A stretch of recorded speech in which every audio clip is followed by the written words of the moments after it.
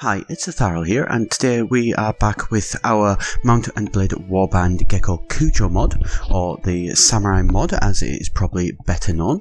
So today we are playing as Shina Tenshin, looking at obviously as a retainer in the Great Lord Takeda Shingen's army, steadily moving up the ranks and everything. We have obviously just managed to become an actual retainer and mounted samurai retainer, so we are now in a pretty good position, reasonably far up the ranks.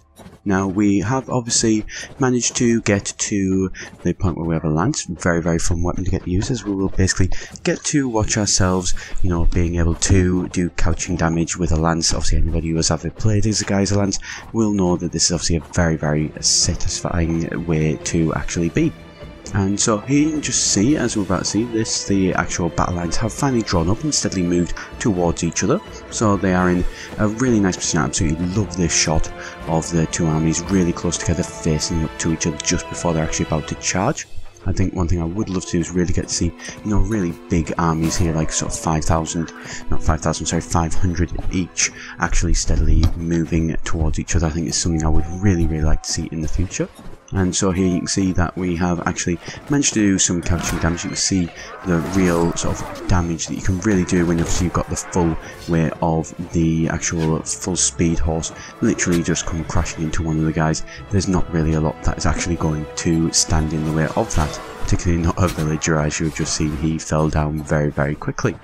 And so today we are just going to be basically going around this battle. We're just trying out this couching damage to basically keep ourselves as far out of danger as possible, just keep them coming in and picking off the odd guy when and as we do get a chance.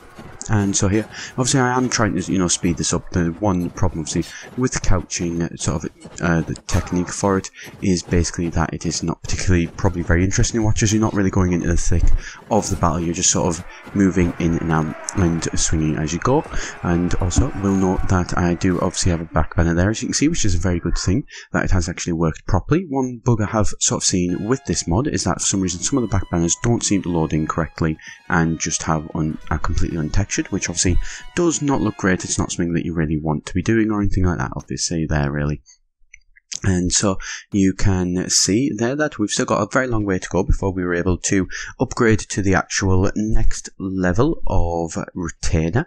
Hopefully, though, we should eventually be able to become a mounted Yatamoto, so the sort of head actual guy, or the head as far as you can basically go, and still be working as somebody who is not leading a force basically.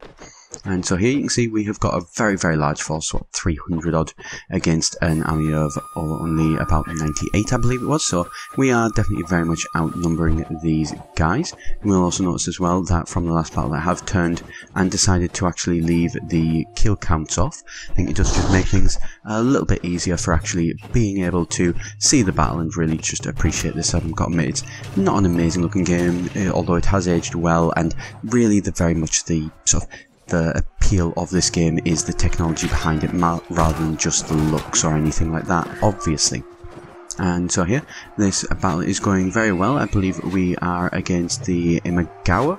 I believe, if I remember rightly in this bit, we've been fighting quite a lot against the Takeda, are at war with the Imagawa. So we are not still against the Uesagi, which is a bit of a shame.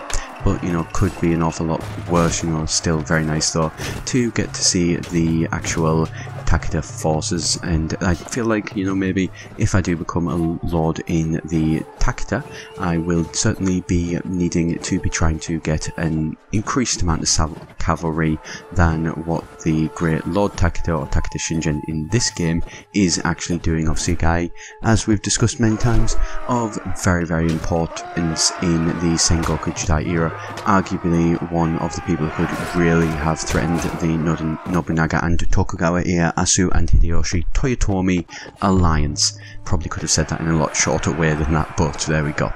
And so here you can see we are sort of going through these quite well. There is one thing that is a little bit of a concern. It's obviously the fact that we are actually, we are bleeding quite a few troops. We may struggle to keep up with all of this, but hopefully things will go as much as we can, and we'll see obviously how far that the actual Great Lord Takeda can go. Hopefully maybe we'll even to expand his lands more than a little bit.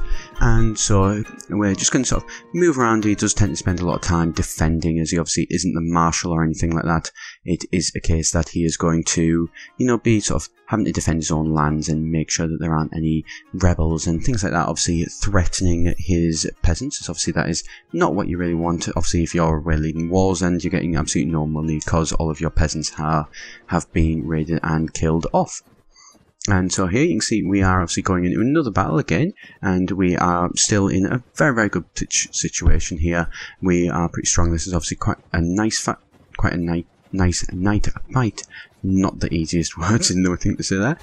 And here, unfortunately, we do actually manage to miss. You will see that we have been back to Koju, and I have actually managed to pick up myself a compact Yumi bow. So I've gotten rid of the banner, and I'm going to try doing a bit of mounted archery as well as obviously the lance and the katana. So this, obviously, we are hopefully probably stretching ourselves a little bit too thin here. Tenshin, you probably could do with focusing on one, maybe two actual weapons and really mastering them rather than doing a little bit of each. But, you know, we'll see how it goes. And, you know, obviously at the minute as well, obviously we will be getting closer to our mastery rank and things like that. As we level up, we will obviously be able to focus on getting some other skills as well. But obviously we'll see how that goes. You will have seen next to me there the guy with the red and the green. Interesting choice of colours, but that is obviously the mounted Yatamoto, so they are the actual head samurai guys. Is what we are hoping to one day be. Certainly get to see what their armour looks like. I think it will be quite a good little thing. We have obviously managed to get a good sort of way with the Takeda, so hopefully it will continue. And so here they against Great Lord Uesagi. So this is one of basically the fights that we have been waiting for. The fights whose I have been looking a little bit into in preparation for this happening, and still for the life of me I cannot say the name of the 5 battles. Obviously the Uesagi, Kenshin and Takeda Shingen did fight.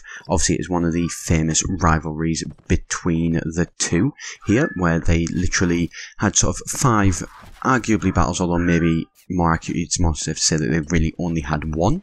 This actual match does seem to be shadowing one of the early ones, that both forces seem to take a very, very long time to actually, you know, engage with each other. They're not really wanting to commit their full forces outright. It wasn't obviously until the 4th of 5 battles between the two when they did fully really commit, and it was what you could actually consider a proper battle.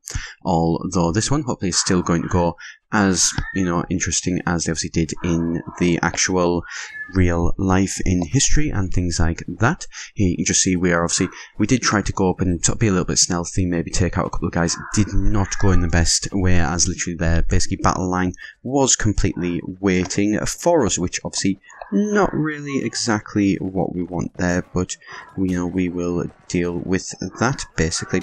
And so here we are obviously have all charged in. It's been sort of the 2 main clashes between the forces has finally happened, as we are going to sort of keep up with our plan of jumping between the 2 and sort of running in and out to be able to take some guys out. Obviously here we do want to try and actually, you know, be able to take out some of these archers. They are something that is a very big problem for us and could, you know, really get in our way, obviously. So we're managing to cut them down all right. We're actually doing a pretty good job of it, really.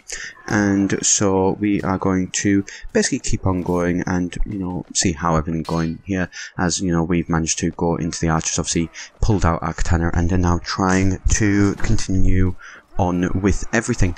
And so here I've managed to actually pull it up again here on my iPad that I've got next to me, and I am going to apologise for butchering this word in advance, but for anybody who may be interested, the name is it was the 5 battles on the famous site of Kawanakajima. I probably, like I say, has pronounced that horribly wrong, so I do apologise for anybody who does know the correct pronunciation. If you do, please do be sure to let me know in the comments below. It would really be nice to. I've been trying to figure out how to say that for days, and it's just not really working. But obviously, very important site along the lines of Sekigahara and places like that. Obviously, for the Tokugawa, that site was just as important for obviously the Uesagi and the Takeda armies and their actual rivalry. So here you can just see we are going back into the actual lines here. We're trying to sort of get in more. We're trying to take out, hopefully, there we go, we've actually managed to take out that guy.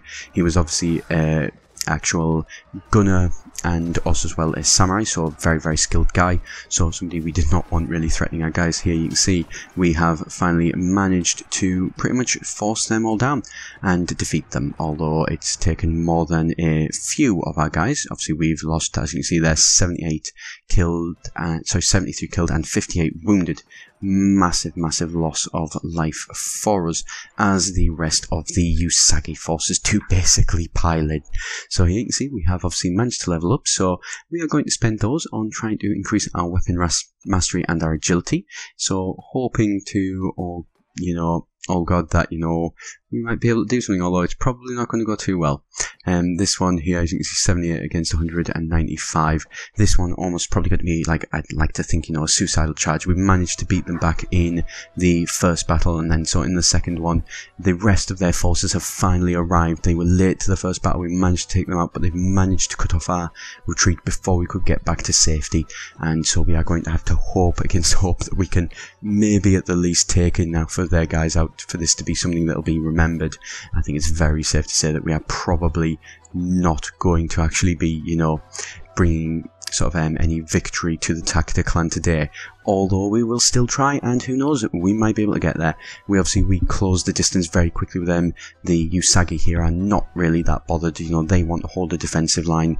They've got the numbers. They know that if we've got the choice, we have to try and slog through their archers and gunners and try and basically be able to get to them, although that still isn't even the ideal situation, as then they'll be able to bring their numbers in to basically have us fighting, you know, 3 people against 1. We're probably going to struggle here, so, you know, we just go, basically the Lord Takeda goes for an all-out charge, I think it's safe to say, and we are going to basically, oh, there we go, manage to literally dodging between the 2 lines. They are steadily moving in after having taken out some guy with the couching damage.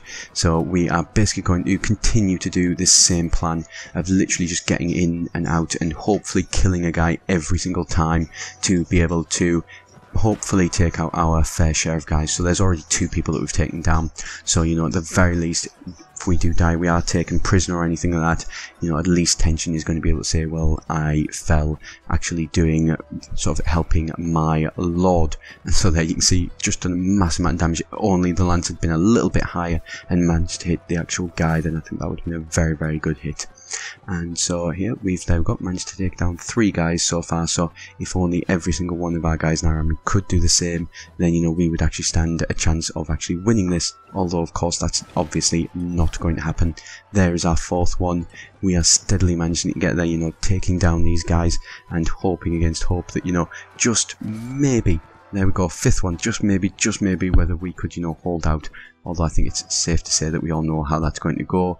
And Matsushita Shingen, the retainer of the actual Takeda, is the last guy on the field for the Takeda forces, still hoping to try and hopefully be able to take out a guy. Managed to get up to 6, so he's done double what he would have, you know, if everyone had done that. There we go, 7, so double, you know, what would have been needed. If everybody had done this, we'd have won easily. Unfortunately, that wasn't the case when finally he is maybe nearly pinned down, managed to just about get away, and, you know, maybe be able to go in for one last suicidal charge, knowing full well what is going to happen here. And there we go, he manages to unfortunately fall down. Lot of kills, you know, very good, you know, way to end, but unfortunately he was taken prisoner. So we are going to leave it there with him being prisoner, waiting to desperately escape. I think he will literally just escape at the end here. So I will just say thank you very much for your time today. I hope you did enjoy the video, and of course do be sure to subscribe for more videos in the future here at EGN.